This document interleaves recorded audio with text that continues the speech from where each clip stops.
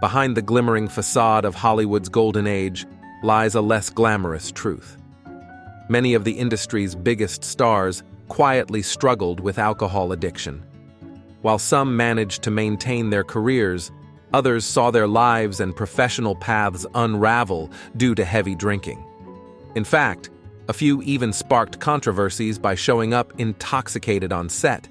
So let's take a look at 25 of Hollywood's stars who were drunk all the time. Frank Sinatra.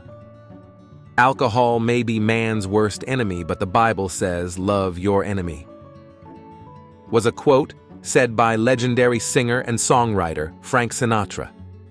We think it's apparent by Sinatra's quotes and music that alcohol influenced his life. Frank was married 4 times, and his last wife, Barbara, stated, "It was time to run for cover if the gin bottle came out." Sinatra's alcohol consumption contributed to fistfights with journalists and destroying TVs, as well as telephones. He even attempted to set fire to a pair of curtains while drunk. If you listen to Sinatra's music from the 40s, then listen to him in the 50s, his voice is rougher and full of sadness. Richard Burton. In 1984, at age 58, Richard Burton died, like his father, of a cerebral hemorrhage, his physical deterioration hastened by years of excess alcohol consumption. He had begun drinking alcohol regularly at the age of 11. He used to boast that he could drink a half-gallon of cognac or a fifth of whiskey during one night's stage performance. Gail Russell. She was found by 2 neighbors who were concerned they had not seen her for several days. An empty vodka bottle was by Russell's side, and the house was full of empty bottles. Russell died from liver damage attributed to acute and chronic alcoholism, with aspiration of stomach contents as an additional cause. Joan Crawford. When Joan Crawford's eldest adoptive daughter, Christina Crawford, released the tell-all memoir Mommy Dearest in 1978, within a year of Crawford's death, it painted a much darker picture of the actress, one of an alcoholic and abusive mother prone to fits of rage. Crawford was prone to what Christina called night raids, in which she would wake the children up drunk and make them clean messes they hadn't necessarily made for hours on end. Leonard Nimoy.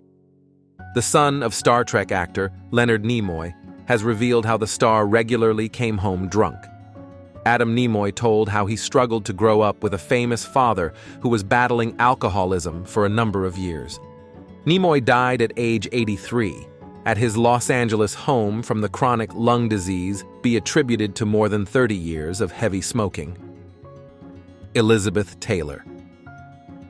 Elizabeth was a hot-blooded woman, prone to hard drinking and cursing, and the actress's drinking and drug-taking worsened during her marriage to Virginia Senator John Warner, which found her bored and lonely, living in Washington and packing on the pounds. Life as a senator's wife in Washington, Elizabeth said later, made her a drunk and a junkie. Carrie Grant. Grant's childhood was tough, due to his father being an alcoholic and his mother suffering from depression. Grant's past seems to have left him permanently scarred, although he maintained a suave public persona and was widely cherished by friends and fellow actors. The truth about him was, of course, more complicated. As the author reveals, Grant had a reputation for stinginess and self-absorption and could be a mean drunk. On set, he was often anxious and tense. Oliver Reed. Reed's alcohol consumption was truly staggering, and the freewheeling lifestyle that accompanied his pursuit of drink is legendary. He was removed from the set of the British TV panel program After Dark when he showed up drunk and offended feminist writer Kate Millett. While promoting the film Castaway, Reed appeared as a guest on the British talk show Aspel and Company.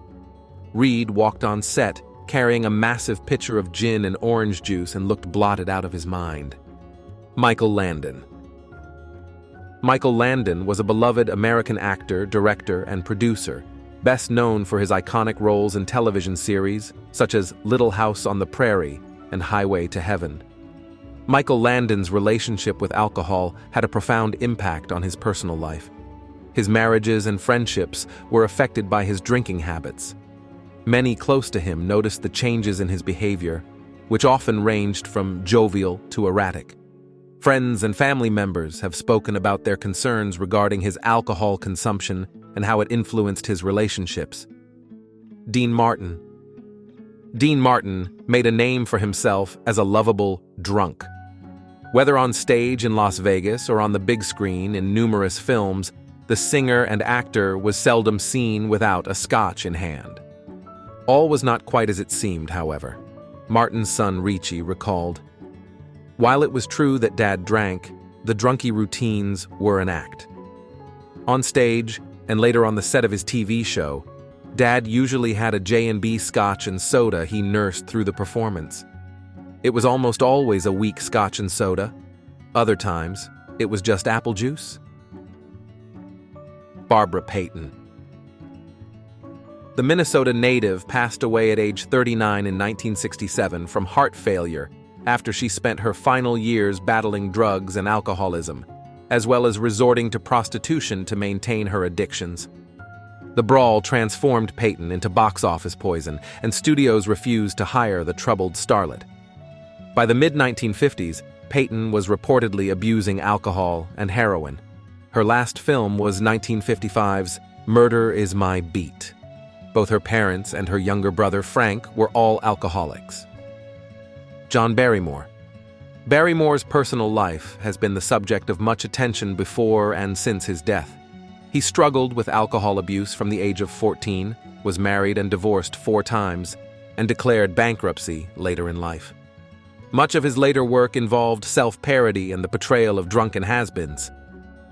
Peter O'Toole. O'Toole was tall, fair, and strikingly handsome, and the image of his bright blue eyes peering out of an Arab headdress in Lean's spectacularly photographed desert epic was unforgettable. A reformed but unrepentant hellraiser, O'Toole long suffered from ill health. Always thin, he had grown wraith-like in later years, his famously handsome face eroded by years of hard drinking. Robert Shaw. One constant source of friction on the set was Robert Shaw's drinking. The actor struggled with alcoholism for most of his life, and he died at 51 of a heart attack. Shaw was known as a heavy drinker, going into Jaws, and he frequently drank between takes. Jan Michael Vincent.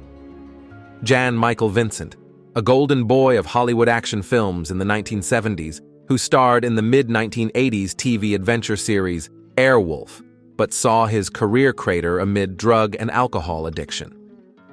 Vincent once spoke of addictions that for years had kept him off the A-list of movie roles. His erratic behavior and cocaine consumption was a major reason Airwolf was canceled in 1986. His screen credits dwindled amid a series of arrests for drunken driving and barroom altercations. Errol Flynn. Flynn was a fan of champagne and brought fine French wines with him to locations not known for their upscale liquor stores. Towards the end of his life, Flynn turned to the alcoholic's favorite, vodka, consuming over a bottle a day, much to the detriment of his liver. When forbidden from drinking on set, he would inject vodka into his oranges. Humphrey Bogart. "The whole world is 3 drinks behind," Humphrey Bogart proclaimed in 1950. Bogart probably learned to drink from his upper-class but hard-drinking parents. He carried the habit through a number of upscale academies and prep schools, managing to get routinely expelled for poor marks and a strong anti-authoritarian streak. Liquor might have been illegal, but in wasn't hard to get in Manhattan. Bogart dove headfirst into the jazz-age lifestyle, always up for late-night revels. He and Brady became notorious drinking companions, managing to stretch their nightly tours of illegal speakeasies until dawn. William Claude Dukenfield. William Claude Dukenfield always said, "I work better with alcohol inside me." He was a juggler and comedian widely regarded as one of the greatest personalities of early American cinema. He toured all over the world, and by the early 1900s, he earned the reputation for being the world's greatest juggler. He became a major movie star by the 1930s. However, he became a victim of alcoholism, which threatened his personal as well as professional life. and the once great comedian died as a result of alcohol-related complications. Bernard Lee. Some of us have grown up on old movies of Lee, or we know him as M. John Mills once said in an interview about Dunkirk that Lee's drinking was bad then, and Roger Moore said about his drinking in his books. He probably did like a drink. Maybe he was an alcoholic, but it seems tragedy played its part. Spencer Tracy. Spencer Tracy was an alcoholic. Unlike the typical alcoholics who seem to need a drink to function, those closest to Tracy commented that he could go days, weeks, even years without needing a drink. He was, however, a binge drinker,